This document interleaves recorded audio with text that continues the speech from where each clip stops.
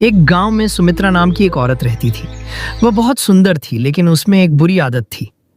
वह बहुत लालची थी। वह हमेशा दूसरों की चीजें देखकर ईर्ष्या करती और सोचती कि कैसे वह सबसे ज्यादा धनवान बन सके।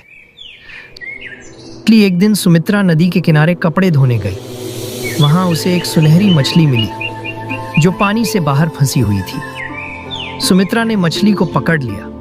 तभी मछली बोलने लगी, मुझे छोड़ दो, मैं तुम्हारी हर इच्छा पूरी करूंगी। सुमित्रा ने लालच में आकर मछली को छोड़ दिया और कहा, ठीक है, मैं चाहती हूँ कि मेरे पास बहुत सारा सोना हो। मछली ने कहा, जाओ, तुम्हारे घर में सोना मिलेगा। सुमित्रा ने जब घर जाकर देखा तो सच में उसके घर में सोने के सिक्के बिखरे हुए थे।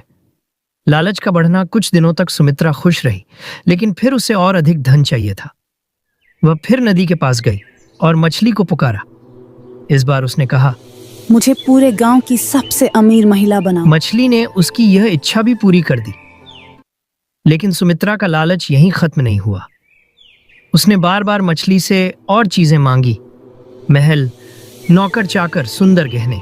अंतिम इच्छा और सजा। एक दिन सुमित्रा ने मछली से कहा, अब मैं इस पूरे राज्य की रानी बनना चाहती हूँ।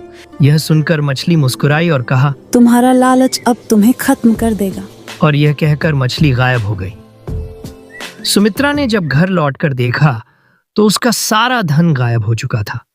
उसका घर भी टूट चुका था और वह फिर से गरीब बन गई।